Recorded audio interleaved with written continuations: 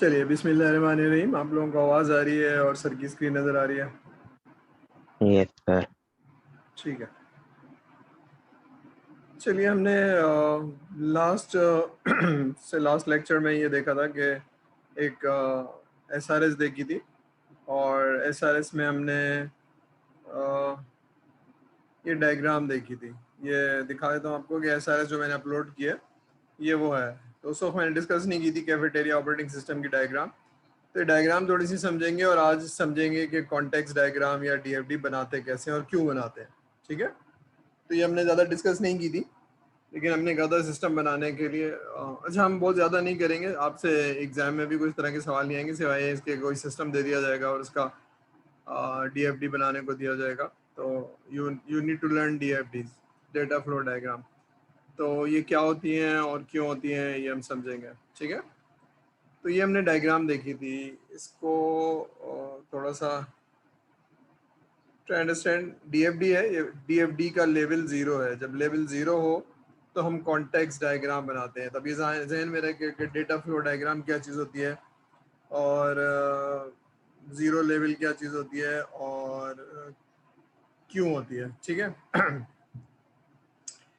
अब पहले समझ लेते हैं कि हम कर क्या रहे हैं, फिर हम देखेंगे कि सिस्टम बनता कैसे है। अब ये देखिए, हमने कैफेटेरिया ऑर्डरिंग सिस्टम बनाना है। तो कैफेटेरिया ऑर्डरिंग सिस्टम को हमने ब्लैक बॉक्स बना दिया है। ठीक है, यानी उसके अंदर की डिटेल हमें नहीं पता या हमने अभी शो नहीं किए, वो बाद में करेंगे क्या बनाना है। फिर हम ये देखते हैं कॉन्टेक्स्ट के अंदर कि ये सिस्टम किन किन लोगों से बात करेगा, या किन किन लोगों से इनपुट लेगा, या किन किन लोगों को आउटपुट देगा। ठीक है। तो हम इस तरह से देखते हैं, यानी एक लेवल हायर लेवल पे जाके देखते हैं कि सिस्टम किन किन लोगों को सर्विस देगा, किन लोगों से डेटा इनपुट लेगा और किन लोगों को सर्विस देगा। तो इस तरह से समझते हैं। तो हमने कैफेटेरिया ऑर्डरिंग सिस्टम को एक सर्किल बना दिया। अभी हम देखेंगे कि प्रोसेस जो बनता है उसको एक सर्किल बना देते हैं या फिर एलिप्स बना देते हैं। सॉरी, एलिप्स कह रहा हूँ, रेक्टेंगुलर बना देते हैं, और उस पर राउंड कॉर्नर्स होते हैं। एक ये डायग्राम है, दो डायग्राम है डीएफडी की। और फिर हम ये देख रहे हैं, ये जो स्क्वायर में नजर आ रहे हैं, menu manager, pattern, cafeteria staff, इनको हम कहते हैं एक्सटर्नल एंटिटीज। अब ये डेटा एरो नजर आ रहा है, ये देख रहे हैं आप, कैफेटेरिया से जा रहा है। फॉर एग्जांपल, अगर कोई एम्प्लॉय कैफेटेरिया का मेन्यू देखना चाह रहा है तो मेन्यू हमारे सिस्टम में होगा और ये देख पाएगा। तो ये देख रहे हैं आप एरो, लेकिन वहां से जो ऑर्डर आ रहा है वो इस सिस्टम को आ रहा है। तो एरो नजर आ रहा है आपको कि ये एरो की डायरेक्शन बता रही है कि डेटा किस फ्लो में डायग्राम फ्लो कर रहा है। तो डेटा फ्लो है ये, यानी एरो बता रहा है कि पैटर्न से इधर आ रहा है और यहाँ से यहाँ जा रहा है। तो this is called context diagram. तो इस सिस्टम को समझने के लिए या आसान समझने के लिए, जब मुझे पहली दफ़ा भेजा जाए तो मुझे सिस्टम समझ में आ जाए कि भाई करना क्या है। तो करना क्या है is a data flow diagram, या इंफॉर्मेशन फ्लो डायग्राम भी कहते हैं इसको। डेटा है या इंफॉर्मेशन फ्लो हो रही है। ठीक है। तो हम देखते हैं कि जनाब कैफेटेरिया ऑर्डरिंग सिस्टम में एक लोग तो वो हैं जो पैट्रन या एम्प्लॉयज़, इन जिनको हम कहते हैं वो ऑर्डर करेंगे। ठीक है, ये एम्प्लॉयज़ हो गए, पैट्रन। दूसरा एक है कैफेटेरिया का स्टाफ। कैफेटेरिया का स्टाफ क्या करेगा, मील अपडेट करेगा। यानी फॉर एग्जांपल सुबह से शाम उसने 50 बिरयानी रखी है, तो जैसे जैसे कम होती जाएंगी वो बताता जाएगा। तो मील स्टेटस अपडेट करेगा। डिलीवरी की रिक्वेस्ट, मील ऑर्डर आपके पास आ रहा है और डिलीवरी की रिक्वेस्ट यहाँ से जा रही है सिस्टम को कि भाई कहाँ कहाँ डिलीवर करना है। ठीक है, यहाँ से फिर सिस्टम जाएगी कि जो साहब हैं। ठीक है। लेकिन इसमें ये देखिए कि कैफेटेरिया इन्वेंट्री सिस्टम के सिस्टम से ये इंटीग्रेट होगा। ठीक है। तो ये है क्या, बेसिकली एक हमने सिस्टम बनाना है कैफेटेरिया ऑर्डर सिस्टम को। तो किन लोगों से वो इंटीग्रेट होगा, किन लोगों से वो डेटा इनपुट लेगा। तो कैफेटेरिया का इन्वेंट्री सिस्टम से वो इंटीग्रेट होगा, यानी कितना मटेरियल है हमारे पास, कितना मटेरियल नहीं है। फॉर एग्जांपल आपने कोई ऐसी चीज़ ऑर्डर कर दिया जो कि इन्वेंट्री सिस्टम में फ़िलहाल नहीं है, तो वो आपको डिनाई करेगा। ठीक है। तो इसलिए उससे इंटीग्रेट होना ज़रूरी है।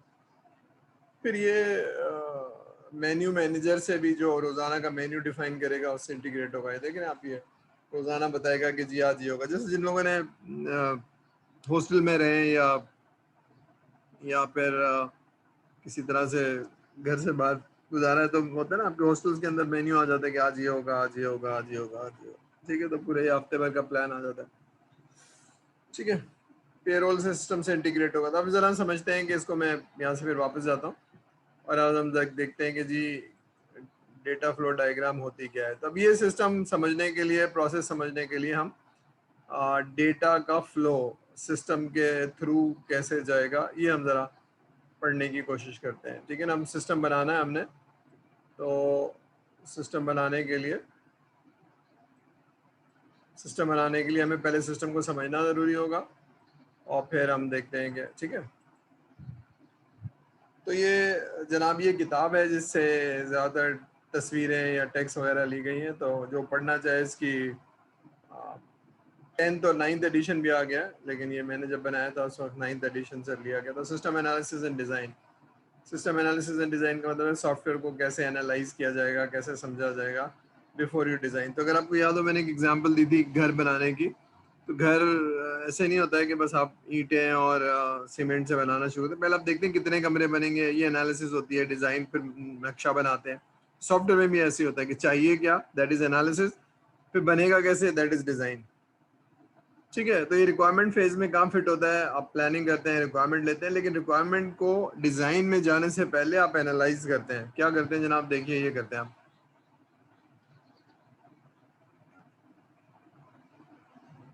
ठीक है, ये टर्मिनोलॉजी है फैक्ट फाइंडिंग एंड मॉडलिंग। तो फैक्ट फाइंडिंग की टेक्निक्स होती हैं, मीटिंग करके फैक्ट फाइंडिंग होती है, सर्वे करके फैक्ट फाइंडिंग होती है, ग्रुप डिस्कशन करके फैक्ट फाइंडिंग होती है। ठीक है, ये तरीके हैं रिक्वायरमेंट लेने के, इसको कहते हैं फैक्ट फाइंडिंग। तो लिख लीजिएगा, याद कर लीजिए कि फैक्ट फाइंडिंग एक टर्मिनोलॉजी है जो कि भाई प्रोसेस है क्या।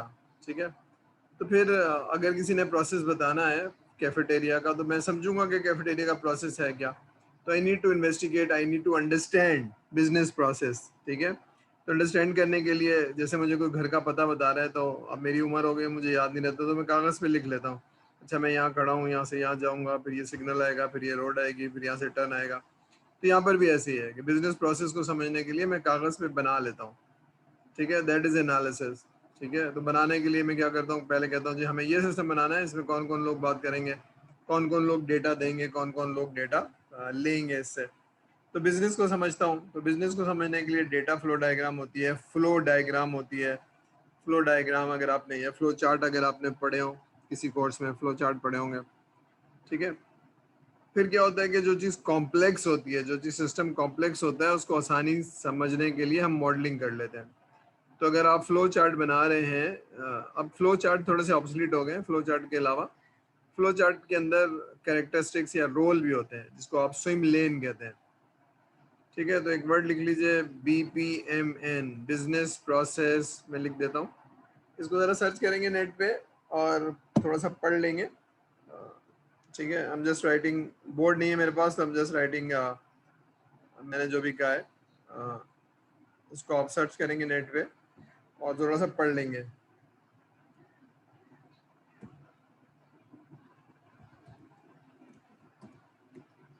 Business process management notation version 2। ठीक है, तो ये ज़रा नोट कर लेंगे अपने कॉपियों पे और इसको सर्च करेंगे। तो ये DFDs, फ्लो चार्ट और BPMN। तो BPMN is quite in for last 3-4 years. आप में से किसी ने विजियो यूज़ किया हुआ है, विजियो या कोई डायग्राम बनाने के लिए? एनीबडी हैज यूज्ड विजियो, माइक्रोसॉफ्ट का? सारे लोग सो रहे हैं, कोई आंसर करेगा? विजियो यूज किया है? Visio, I am talking about Visio, VISIO, Microsoft का।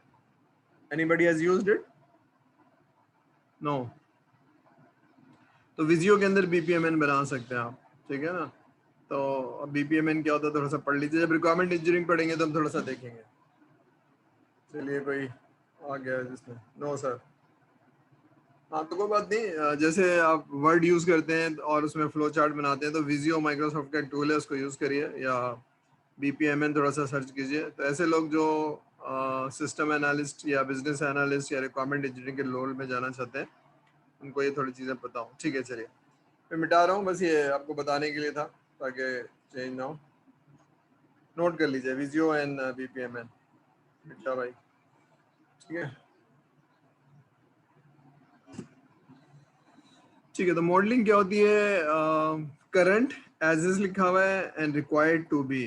तो जब आप सिस्टम्स को मॉडल करते हैं तो उसमें बहुत सारे क्वेश्चंस होते हैं और बहुत सारे इनएफिशिएंट प्रोसेस होते हैं।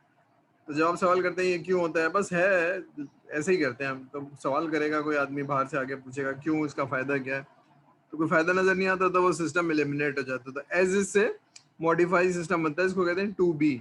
तो ऑटोमेशन हमेशा पुराने या इनएफिशिएंट सिस्टम की नहीं होती है, ऑटोमेशन हमेशा एफिशिएंट सिस्टम की होती है। ठीक है, तो याद रखिए, प्रोसेस इंप्रूवमेंट एक अलग पार्ट है और ऑटोमेशन एक अलग पार्ट है। तो अक्सर ऑर्गेनाइजेशन में लोगों एक दोनों को साथ करने की कोशिश करते हैं, जो कि एक बहुत ही खुदकशी है, जिसको ना हम कहते हैं सुसाइडल है। क्योंकि अभी जो सिस्टम चल रहा है लोग उसको जानते हैं, जो आप नया सिस्टम है उसको ऑटोमेट करेंगे जो लोगों को पता नहीं है, तो ये सुसाइडल होगा। तो पहले एज ए सिस्टम डॉक्यूमेंट किया जाता है, फिर टू बी सिस्टम डॉक्यूमेंट किया जाता है, और टू बी को इम्प्लीमेंट किया जाता है, फिर उसको ऑटोमेट किया जाता है। ठीक है, तो सिस्टम का चेंज होना एक अलग प्रोसेस है और सिस्टम को ऑटोमेट करना एक अलग प्रोसेस है। अब वो जो भी है लॉजिकल मॉडल है, यानी जो आप बनाएंगे सिस्टम, तो पहला स्टेप ये होता है, दूसरा स्टेप ये होता है, तीसरा स्टेप ये होता है। ठीक है, तो आप देखेंगे इसको। ठीक है, अभी क्या करता है जरा पढ़िए। तो जब आपको फ्लो होगा तो आप कहेंगे जनाब, फॉर एग्जांपल आपका एडमिशन का प्रोसेस है। ठीक है ना, तो एडमिशन का प्रोसेस कैसे था? मैंने यूनिवर्सिटी सेलेक्ट की और वहाँ फॉर्म भेजा, इंटरेस्ट शो भेजा, तो उन्होंने चीज़ें मांगी होंगी, मार्कशीट, इंटर की, मैट्रिक की और फलानी चीज़ें। फिर आपका टेस्ट लिया होगा, टेस्ट लेने के बाद अगर आपके एलिजिबल नंबर आ गए होंगे तो फिर आपसे ओरिजिनल डॉक्यूमेंट्स मांगे। ये प्रोसेस है, ये पहला स्टेप, दूसरा स्टेप। तो यही ऑटोमेशन के अंदर होना चाहिए। ठीक है ना, what the system should do. ठीक है ना, रिगार्डलेस ऑफ हाउ, ये हाउ की बात नहीं होती अभी, व्हाट सिस्टम शुड डू। तो आप कहते हैं अच्छा ये करेगा। जैसे भी हमने देखा डायग्राम के अंदर कि जी कैफेटेरिया ऑर्डरिंग सिस्टम करता क्या है, तो हमने देखा जी पेट्रन्स या एम्प्लॉयज इसको एक्सेस करते हैं, मेन्यू मैनेजर उसको एक्सेस करेगा, कैफेटेरिया का स्टाफ एक्सेस करेगा, डिलीवरी करने वाला एक्सेस करेगा। ठीक है, तो क्या करेगा वो जनाब? डिलीवरी वाले को तो कुछ नहीं करना है सिवाय इसके कि उसको इन्फॉर्मेशन मिलेगी इतने बजे ये खाना डिलीवर कर दो, तो वो कैफेटेरिया से उसको मिलेगा, कैफेटेरिया वाला उसको बता रहा होगा। ठीक है, प्रोसेस मॉडल किसी भी सिस्टम का, जैसे अभी हमने देखा कि प्रोसेस को मॉडल करना कि सिस्टम कैसे ऑपरेट करता है, तो कैफेटेरिया का सिस्टम कैसे चलता है समझाने के लिए आप किसी तरह से भी समझा सकते हैं कागज़ पेंसिल से। तो यहाँ पर हम देख रहे हैं कि GDFD मॉडल की नोटेशंस क्या हैं और किस तरह से बनाया जाता है। फ्लो चार्ट से भी बनाया जा सकता है। ठीक है, तो in the software design phase you build a physical model. ठीक है, जिस तरह से हमने, तो फिजिकल मॉडल क्या है कि जनाब कौन सी डेटाबेस होगी और कौन कौन सी किससे बात कर रही होगी, ये हम देखेंगे। देखिए क्या लिखा हुआ है।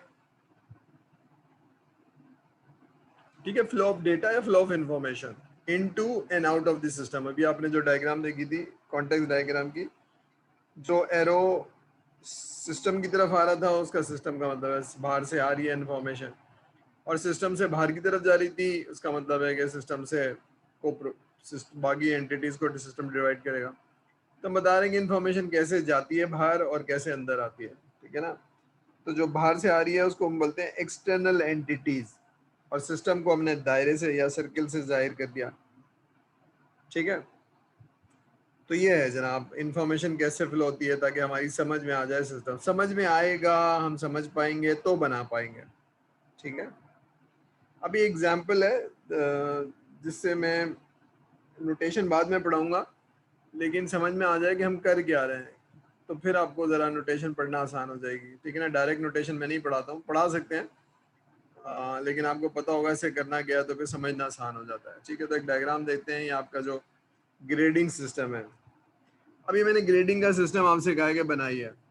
ठीक है, ग्रेडिंग का सिस्टम का मतलब है कि जनाब जिसके 70% है तो उसको ए ग्रेड मिल जाए, जिसके सॉरी जिसके 80% है उनको ए ग्रेड मिल जाए, इनको 70 से लेकर 80 तक है, 79 तक है उनको बी मिल जाए। ये ग्रेडिंग सिस्टम है। लेकिन ये सिस्टम बनेगा कैसे? ये बनने के लिए हमारे पास कोई ग्रेडिंग का मॉड्यूल होना चाहिए या स्केल होना चाहिए जो कि पहले से इन प्लेस हो। लेकिन इस सिस्टम के अंदर सबसे पहले तो स्टूडेंट्स इन्वॉल्व होंगे। ठीक है, जिनको ग्रेड देना है तो इनका काम इनसे मांगा जाएगा और उस पर उनको ग्रेड किया जाएगा। ठीक है ना, आपसे तीन तरह की चीजें मांगी जाती हैं। एक तो एग्जाम है जो मिड टर्म और फाइनल होता है, और एक होता है क्विजेस, और एक होता है असाइनमेंट। ये तीन तरह के काम होते हैं जो आपसे मांगे जाएंगे और उस पर आपको ग्रेड किया जाएगा। लेकिन करेगा कौन?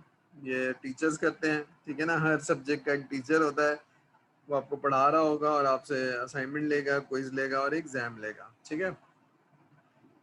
ठीक है, तो टीचर छोड़ के चला जाए या स्टूडेंट फेल हो जाए तो क्या होगा? तो एक डिपार्टमेंट होता है जहाँ से ये पॉलिसीज अनाउंस होंगी, कोर्स आपको एलोकेट होगा, मिड टर्म की डेट अनाउंस होगी, फाइनल की डेट अनाउंस होगी, और फिर वो रिजल्ट डेटाबेस में कहीं रखा जाएगा, ठीक है। तो ग्रेडिंग के सिस्टम में और कोई इन्वॉल्व नहीं होगा, स्टूडेंट होंगे, टीचर होंगे, एग्जामिनेशन डिपार्टमेंट होंगे, तो अब समझना आसान हो गया। और कोई इन्वॉल्व होगा आपके ख्याल में? HR या एडमिनिस्ट्रेशन या हमारा अपना डिपार्टमेंट इन्वॉल्व होगा इसमें? ग्रेडिंग सिस्टम अगर आपको देनी होगा या नहीं होगा? सोच के बताइए।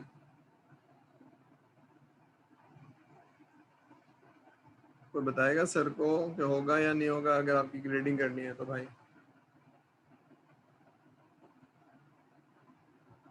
No sir. ओके। क्यों? अगर आपको मैंने कम नंबर दे दिए और जबरदस्ती फेल कर दिया तो आप रिपोर्ट नहीं करेंगे चेयरमैन को? मतलब आप नहीं करेंगे, कोई तो करेगा ना। What if there is a complain against a teacher? तो होगा नहीं होगा? सर मैंने बिल्कुल सही किया था, इन्होंने मुझे, मेरे से दुश्मनी है, फेल कर दिया। ठीक है, तो हम एडमिनिस्ट्रेटिव सिस्टम्स की बात नहीं कर रहे हैं, हम ग्रेडिंग सिस्टम की। एडमिनिस्ट्रेशन में होगा कि आप चेयरमैन को बोलेंगे, चेयरमैन एग्जामिनेशन को बोलेगा, एग्जामिनेशन टीचर को बोलेगा, तभी हम एडमिनिस्ट्रेशन की बात नहीं कर रहे। हम ये कह रहे हैं कि भाई ये ग्रेडिंग सिस्टम है, ठीक है ना। तो एक नॉर्मल प्रोसेस में क्या होता है?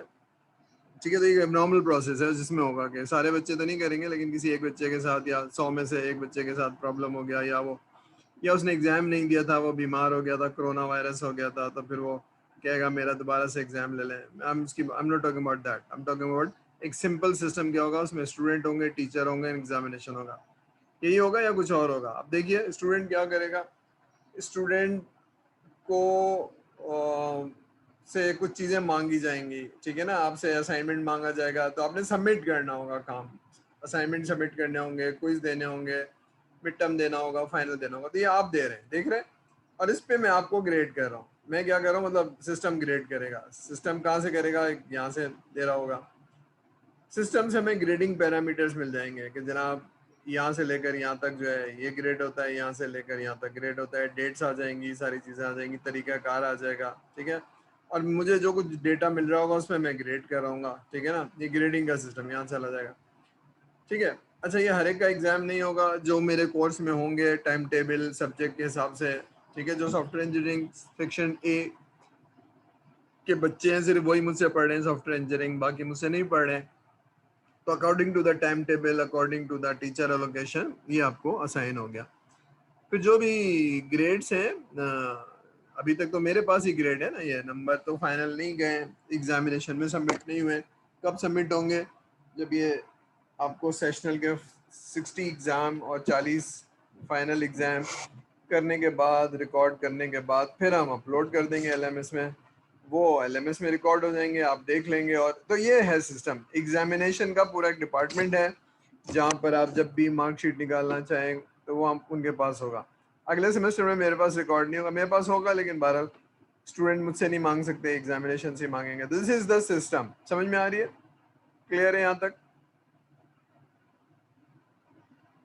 क्लियर है भाई? सिस्टम समझ में आ रहा है? अभी डायग्राम नहीं बताई, वैसे तो डायग्राम ये है कि जी सिस्टम जो दायरे से बनता है, ये एक्सटर्नल एंटिटी है, जो डेटा का फ्लो है इसको डेटा फ्लो कहते हैं। यहाँ तक समझ में आ गया? कोई चैलेंज, कोई मसला? Yes sir, no sir, okay. अब मैं देखता हूँ कि ग्रेडिंग सिस्टम को ब्रेक करता हूँ। ये लेवल 0 है, देखिए लिखा हुआ है लेवल 0। इसको कॉन्टेक्स्ट डायग्राम भी कहते हैं, जो भी हमने देखा था कॉन्टेक्स्ट डायग्राम का डेटा फ्लो, ठीक है, DFD का 0 लेवल। अब मैं इसको बड़ा करता हूँ, बड़ा हो जा भाई। ये देख रहे हैं ग्रेडिंग सिस्टम को 0 था, यहाँ 0 लिखा हुआ है, यहाँ लिखा हुआ है 1 2 3 4। अब इसको ब्रेक किया। एक्सटर्नल एंटिटी कितनी थी? 3, याद है आपको? टीचर था, स्टूडेंट था, और ये वही रहेगा। इस सिस्टम को ब्रेक कर दिया मैंने। 1 2 3, इसको कहते हैं लेवल 1। और डिटेल है तो और लेवल 2 कर दीजिए, ठीक है ना, ग्रेड बुक्स को ब्रेक कर दीजिए, जो भी है। अब क्या है कि अपर लेवल में मुझे सिस्टम समझ में आ रहा है कि जनाब क्या होगा, ग्रेड बुक्स होती हैं। ग्रेड बुक्स का मतलब है जो भी होते हैं ना आपको, यहाँ से यहाँ तक इतना ग्रेड, यहाँ से यहाँ तक इतना ग्रेड, तो वो एक फिक्स है एग्जामिनेशन डिपार्टमेंट का। इसी तरह से फाइनल ग्रेड्स जो आपको एग्जाम के दिनों में होते हैं, ये एक अलग चीज़ है, ठीक है ना। इसी तरह से आपको स्टूडेंट्स को फाइनल ग्रेड के अलावा हमें असाइनमेंट, मिड टर्म, और अब मिड मिड टर्म को ब्रेक कर दिया तो वो वाले क्विजेज, तो ये सब मैं करता रहूँगा आपको, ठीक है ना, और ये डेटाबेस में जाता रहेगा या मेरे पास स्टोर रहेगा। लेकिन यहाँ से फाइनल एग्जाम का रिजल्ट जनरेट होगा, ठीक है।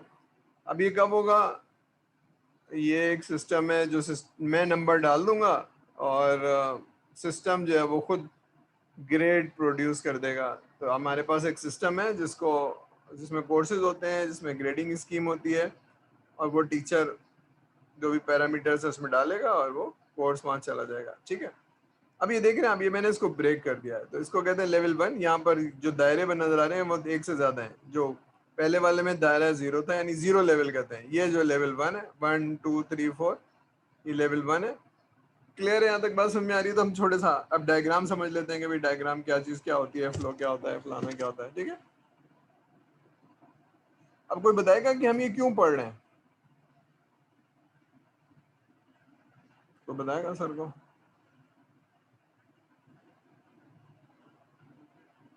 सॉफ्टवेयर बनाने के लिए मुझे क्या पता होना चाहिए? मुझे पता होना चाहिए ग्रेडिंग सिस्टम कैसे काम करता है, ठीक है ना, कौन सी इंफॉर्मेशन कहाँ से आती है। तो अगर मैं एग्जामिनेशन डिपार्टमेंट हूँ तो मेरे पास कौन से स्क्रीन होने चाहिए, मेरे पास ये स्क्रीन होने चाहिए। ये स्क्रीन तो होगी, लेकिन डेटा कहाँ से आएगा जनाब? डेटा टीचर के पास आएगा। टीचर के पास से कैसे आएगा? टीचर एग्जामिनेशन दे रहा होगा। तो ये सारी चीज़ें मुझे हैं जो मुझे एग्जामिनेशन का प्रोसेस समझना होगा। तो अभी जो प्रोसेस है पढ़ाने का, ये एग्जामिनेशन का प्रोसेस नहीं है। मैं आपकी क्लास ले रहा हूँ, ठीक है, चाहे वो ऑनलाइन हो चाहे वो फेस टू फेस हो, तो मैं क्लास ले रहा हूँ। This is not an examination. Examination क्या है? क्विज, असाइनमेंट, और जो एग्जाम होता है, ठीक है, ये उसको मैं आपसे एग्जाम लूंगा, उसको ग्रेड करूंगा और अपलोड करूंगा एग्जामिनेशन सिस्टम में, ठीक है। तो इसलिए सिस्टम का समझना जरूरी है कि डेटा कैसे फ्लो होगा, कौन सी स्क्रीन होगी, कौन यूज करेगा। जितना अच्छा, अब ये तो कॉम्प्लेक्स सिस्टम नहीं है, बहुत कॉम्प्लेक्स किस्म के सिस्टम होते हैं, तो वो मुझे डायग्राम बना के समझना होगा। अच्छा, पहला स्क्रीन, उसके बाद दूसरा स्क्रीन, चौथा स्क्रीन। वही चौथा स्क्रीन नहीं है, जाके उसकी डेटाबेस में भी पॉपुलेट है, कौन सी? फलाने सिस्टम की। अच्छा, तो फलाने सिस्टम का आर्किटेक्ट दिखाओ जरा, और ये एपीआई है या खुद जाके पुश हो जाता है? नहीं जी, पुश हो जाता है यहाँ से। तो उसका कोई गलत हो चला गया तो सर फिर वो भी गलत हो जाएगा। इसका कोई कंट्रोल है नहीं, इसका कोई कंट्रोल नहीं। अब ये आर्किटेक्ट है सिस्टम का, तो समझना होगा कि क्या है क्या नहीं है, कहाँ से गलती हो सकती है, कहाँ से गलती नहीं हो सकती है। तो I am trying to understand the business process, ठीक है ना। Business process management notation, BPMN version 2 को हम सर्च करेंगे, उधर आप पढ़ेंगे। इस कोर्स में नहीं पढ़ेंगे, रिक्वायरमेंट इंजीनियरिंग में शायद थोड़ा देख लें, ठीक है। यहाँ तक बात समझ में आ गई? अब हम थोड़ा सा आसान तरीके से देख लेते हैं डायग्राम क्या होती है। ओप्स, ये डायग्राम होती है, जरा पढ़िए। जो दरमियान में सर्किल नजर आ रही है आपको, उसको प्रोसेस कहते हैं। और ये जो एरो बने हुए होते हैं, ये फ्लो। और ये यानी अगर दायरे से सर्किल की तरह दायरे से यहाँ जा रही है, ये एक्सटर्नल एंटिटी कहलाती है, ठीक है ना। ये डेटाबेस है। तो जीरो डायग्राम में डेटाबेस नहीं होती है, क्योंकि सिस्टम को हम ब्रेक नहीं करते। ये एक अलग डायग्राम है। असल में दो लोगों ने नोटेशन बनाई है, एक नोटेशन एक ये है, एक ये है, ठीक है। तो तकरीबन सेम है, सिवाय के एक में सर्किल बनता है। और अगर आप जिन्होंने ऑब्जेक्ट ओरिएंटेड पढ़ी हुई है, तो ऑब्जेक्ट ओरिएंटेड में नॉर्मली ये वाला डायग्राम ज़्यादा यूज होता है, ठीक है। क्लियर है भाई? अब इसको थोड़ा सा देख लेते हैं। ये सिंबल है जिससे आप सिस्टम को इनपुट दे रहे हैं या सिस्टम आपको इनपुट दे रहा है। तो सिस्टम का में कहाँ कहाँ से इनपुट आ रहा है, तो वो एक्सटर्नल एंटिटीज हैं, और किन किन को सिस्टम दे रहा है, ठीक है। फॉर एग्जाम्पल एक प्रोसेस है, मुझे एक सैलरी कैलकुलेट करनी है। अच्छा, मैंने दोनों सिंबल यूज कर लिए ताकि आपको याद रहे कि वो सर्किल हो या दरमियान में ही हो, तो दोनों एक ही बात है। तो मैंने एक प्रोसेस बनाना है जनाब, कैलकुलेटिंग द सैलरी। तो कैलकुलेट सैलरी कैसे करूंगा? ये बात हो रही है डेली वेजेस की। तो डेली वेजेस में कितने घंटे काम किया और तुम्हारा क्या रेट था। फॉर एग्जांपल 2,000 रुपये घंटा था और 10 घंटे काम किए हैं, तो तुम्हारे 20,000 रुपये हो गए। ठीक है, तो टोटल वेज जो है आपकी हफ्ते भर की, वो 20,000 रुपये हो गई। ठीक है, तो क्या होगा इसका इनपुट? इसका इनपुट होगा कि आप उसको, ठीक है, इनपुट देंगे। रेट क्या है सैलरी का, कि जी 2,000 रुपये घंटा है या 1,000 रुपये घंटा है या 1,500 रुपये घंटा, जो भी उसका रेट है। एक तो ये हो गया। जाहिर सी बात है, हर आदमी का रेट अलग अलग होगा। जो सीनियर लोग हैं उनका रेट ज़्यादा महंगा होगा, जो जूनियर है उनका रेट सस्ता होगा। बाकी कितने घंटे काम किया, ठीक है, तो हफ्ते में 40 घंटे काम करना चाहिए। एक ने 35 किया तो उसको 35 के पैसे मिलेंगे, एक ने 30 किया उसको 30 मिलेंगे, एक ने 40 किया उसको 40 के पैसे मिलेंगे। ठीक है, तो ये कोई नोट करेगा। ठीक है, तो अगर मैंने सैलरी का सॉफ्टवेयर आपसे बनवाना है तो आप कहेंगे भाई इसमें क्या क्या इनपुट होगा, और तो कुछ नहीं होगा। जैसे अगर आप पे रोल की बात करें, ये तो डेली वेजेस वाला है। पे रोल के अंदर ये होता है कि अगर आपकी सैलरी इतने लाख रुपए से ज़्यादा है तो आप पे इनकम टैक्स लगता है। तो इनकम टैक्स पहले 12 साल की तनख्वाह देखी जाएगी, उस पर इनकम टैक्स कैलकुलेट होगा, जो मंथली कैलकुलेट करके आपको गवर्नमेंट ऑफ पाकिस्तान को देना होता है। तो ये सारी चीज़ें, ठीक है, आगे चलते हैं जनाब। अच्छा, ये थोड़ा सा है, processing details are not shown in context diagram. ठीक है ना, तो फिर हम बाद में इसको डिस्कस करते हैं। ये क्या है जनाब, पढ़िए, ये एक ब्लैक बॉक्स है।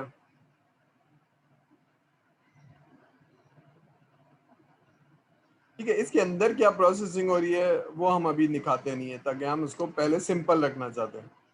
ठीक है, सिंपल रखने के लिए हम उसको ब्लैक बॉक्स बनाते हैं। उसमें उसके अंदर क्या काम हो रहा है फिलहाल हम नहीं देखते हैं। तो अंडरलाइन डिटेल हिडन रखते हैं, जो सिस्टम के अंदर की है उसको हम डिस्कस नहीं करते हैं। ठीक है, टॉप में से जो लोग रिक्वायरमेंट इंजीनियर बनना चाहते हैं उनके लिए थोड़ा सा यहाँ है कि भाई क्या क्या करता होगा, बीए क्या करता होगा, आरई क्या करता होगा।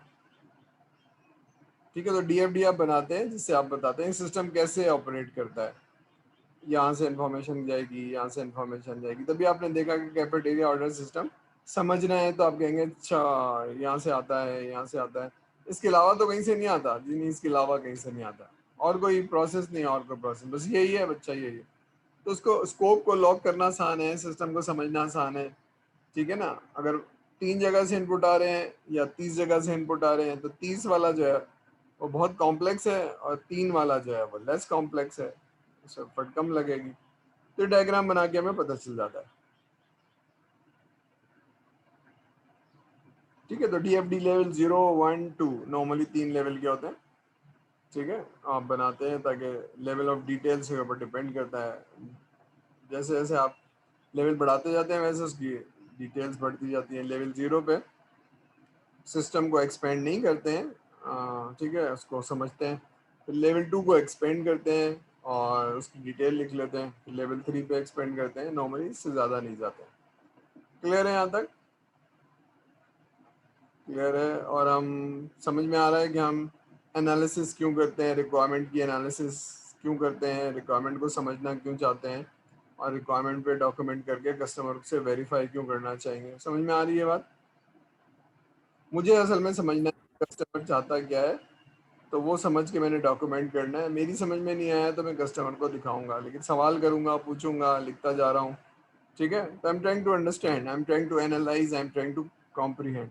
तो एनालिसिस एनालिसिस का मतलब ये है कि कोई चीज़ नहीं समझ में आ रही तो डायग्राम बना के पूछ लिया, ऐसे ही होगा, यहाँ से यहाँ जाएगा, अच्छा यहाँ से नहीं जाएगा तो फिर कैसे जाएगा, ये सारी चीज़ें। ठीक है, क्लियर है यहाँ तक? ये हमने देख लिया है, एरो से हम डेटा फ्लो बनाते हैं, या तो सिस्टम में जा रहा होता है या सिस्टम सिस्टम से बाहर जा रहा होता है। ठीक है, फॉर एग्जाम्पल हमने कैलकुलेटिंग द पेरोल के अंदर, सॉरी, ठीक है, हमने देखा था कि पेर सैलरी का रेट है और आवर्स है। ठीक है। अब इसमें दो तीन चीज़ें हैं। एक तो जब आप डेटा फ्लो डायग्राम बनाते हैं तो डेटा फ्लो डायग्राम के ऊपर एक टेक्स्ट लिख देते हैं कि ये चीज़ है। तो जैसे इसमें लिखा हुआ है सैलरी रेट, तो ये डेटा फ्लो का नाम हो गया, ठीक है ना। और जो फ्लो है वो एरो बना होता है, इसके अंदर सिंगल साइडेड एरो होगा, डबल साइडेड नॉर्मली नहीं होता, नहीं होगा। दो अगर आ भी रहा है जा भी रहा है तो आप दो एरो बनाएंगे अलग अलग, ठीक है। टोटल सैलरी और आवर्स वर्क और सैलरी रेट, ये क्या है, डेटा फ्लो का नाम है। और नाम नॉर्मली इस तरह से होता है कि जो सेल्फ एक्सप्लेनेटरी हो। तो salary rate is a noun, hours work is an objective, ठीक है ना। तो इस तरह से रखा जाता है, इससे आपको पता चल जाएगा कि क्या करता है।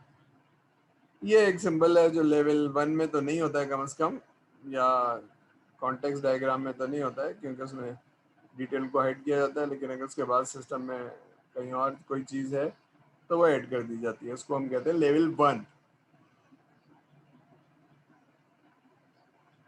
ठीक है। तो लेवल 0 के अंदर जो इंटरनल डायग्राम बनती है, जो सर्किल बनता है, उसको हम नॉर्मली 0 से डिपिक्ट करते हैं, फिर उस डायग्राम को तोड़ लेते हैं, ठीक है।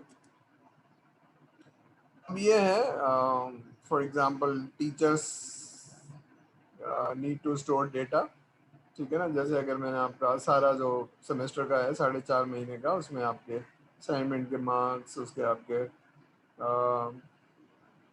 क्विज़ेस के मार्क्स, वो सारे मैंने डाल लिए होंगे, ठीक है ना। जो 10-10 मार्क्स के हैं वो मिड टर्म का रिप्लेसमेंट है, तो मैं वो सारा उसमें डालूंगा। तो मुझे कहीं स्टोर करना पड़ेगा, पेंसिल से स्टोर करूँ, जो कि नॉर्मली हम नहीं करते हैं, हम एक्सेल में डाल लेते हैं। और फिर उसको जब आपका फाइनल रिजल्ट बनाना था तो उसको अपलोड कर देते हैं, ठीक है। ये इस तरह से किया जाता है, तो मुझे कहीं स्टोर करने की ज़रूरत है, ठीक है। और फिर उसके ऊपर मैंने फाइनल आपको ग्रेड दे देना है। अच्छा, नॉर्मली हम ग्रेड नहीं दे रहे होते, हम सिर्फ रिजल्ट कंपाइल करते हैं और सिस्टम को दे देते हैं, रिजल्ट खुद ही बना देता है वो। यानी पॉलिसीज जो है ना वो हिट करता है उस पर। 40% है तो कितने मार्क्स होना, कितने परसेंटेज होने चाहिए, 50% है तो 60% है, तो ये सारी चीज़ें, ठीक है। DFD डज नॉट, आखिरी लाइन पढ़िए, DFD does not show the detail content of the data store, ठीक है। जैसे भी आपने देखा एक डायग्राम सर्किल बना हुआ है, तो सर्किल में ये देखते हैं कि कहाँ कहाँ से डेटा आ रहा है, ताकि हमारे सिस्टम समझ में आ जाए, ठीक है। अगर आप ATM की एग्जाम्पल ले लें, तो ATM का सिस्टम बनाना चाहेंगे और ATM को एक डायरा बना दें, तो ATM में कहाँ कहाँ से इनपुट आता है, कोई बताएगा? ATM इनपुट आता है, कोई बताएगा? एनीवन ATM मशीन यूज़ की है कभी?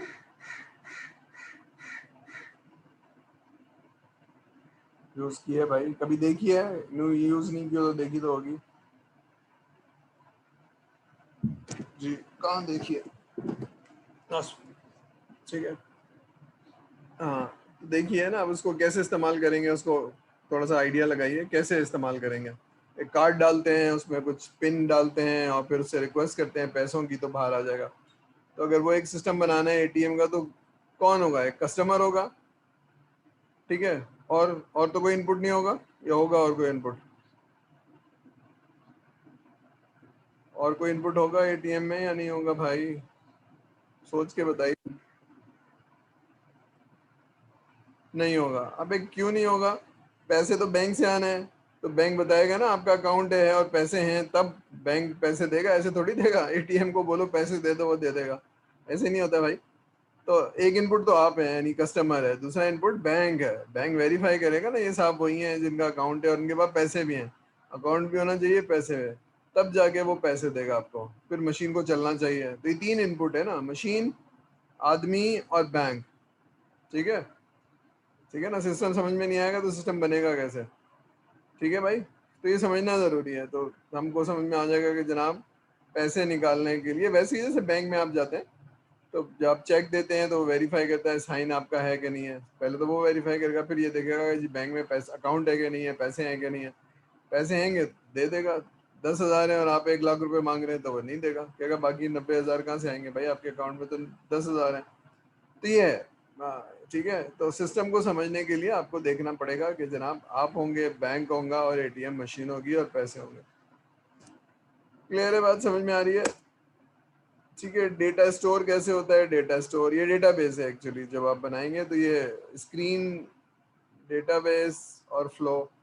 अभी सिस्टम समझ में आएगा तो मैं बनाऊंगा, अच्छा यहाँ से स्क्रीन बनेगी, ये स्क्रीन बनेगी तो डेटा एंटर होगा, डेटाबेस में जाएगा, और जब वो रिपोर्ट चलाएगा या स्क्रीन चलाएगा तो आ जाएगी।